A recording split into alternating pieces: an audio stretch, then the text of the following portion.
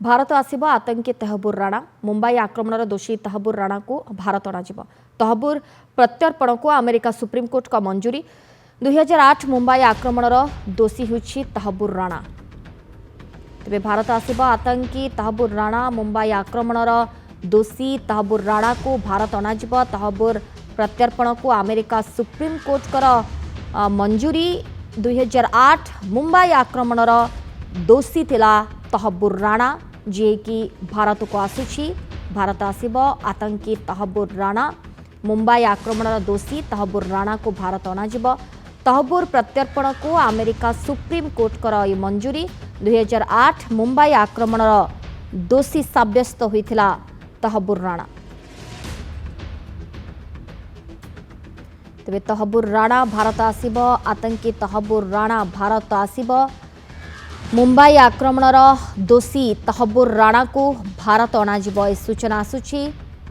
Professor मानस बेहेरा वैदेशिक व्यापार विशेषज्ञ आम सहित फोन लाइन रे जोड़ी होती। प्रोफेसर बेहेरा आपको स्वागत। जी आतंकी तहबूर राणा भारत आसिब जी कि मुंबई आक्रमण रे दोषी साब्यस्त होइतिला। राणा प्रत्यावर्तन भारत को हवा एवं सुप्रीमकोर्ट निष्पत्ति अनुसार से केस हारिबा एवं अमेरिका सरकार भारत सरकार जितवा यहाँ भारत वर्षर सन्त्रासवाद विरोधी लड़ाई एक बड़ विजय।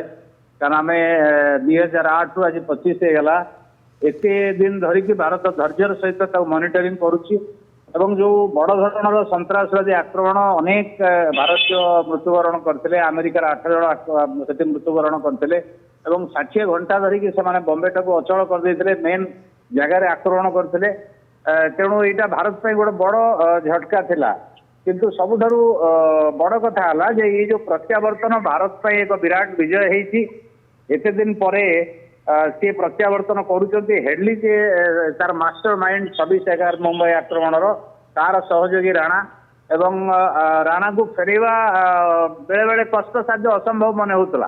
कारण जो दीर्घ दिन लीगल बैटल आईनगत लड़ई ये आईनगत लड़ई रे सी मौलिक अधिकार बेसिस रे आवेदन करथिला। शेष सुजोग नवेम्बर से शेष कोर्ट रे लड़ाई करथिला जे मते प्रत्यावर्तन करा न जाऊ जाओ। एटा भारतर विजय हला। अमेरिका सरकार मध्ये एथरे सहयोग करछथि एवं अमेरिका सुप्रीम कोर्ट स्पष्ट भाव रे निर्देश दैछथि डिनाइड तार आवेदन टाकू डिनाइड बोल लिखछथि जे एटा मना करागला रिजेक्ट करागला जा फल रे एटा भारतर नैतिक विजय हला। एवं सी राणा जी सी होती पाकिस्तानी कानाडा नागरिक पाकिस्तान जन्म किंतु कानाडार नागरिक सी कोट ना कोटी पाकिस्तान कनेक्शन टेररिस्ट अटैक जो इंडिया रोचे से आस जाऊँगी। तेणु ये पाकिस्तान एक शिक्षा नवा उचित जे सी निजे सन्त्रासवाद शिकार होती निजे भोगुची। तेणु ता माटी रे सन्त्रासवादी कार्यकलाप जो प्रोत्साहन ताकू पाकिस्तान निज स्वार्थ दृष्टि बंद करवा उचित।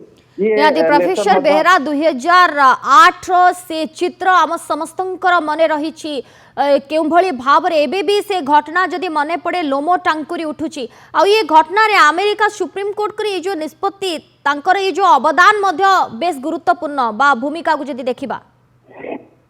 हाँ निश्चय अमेरिका सरकार अवदान अच्छी।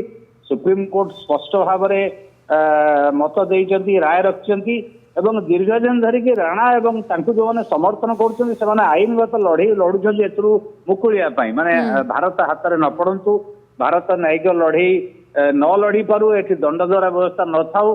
किंतु प्रत्यर्पण चुक्ति भारत सहित अमेरिकार अच्छी ये चुक्ति बल रे आमे अभियुक्त को फेरी पाइले आम संवैधानिक प्रक्रिया रे आम न्यायिक प्रक्रिया रे आमे विचार करिवा।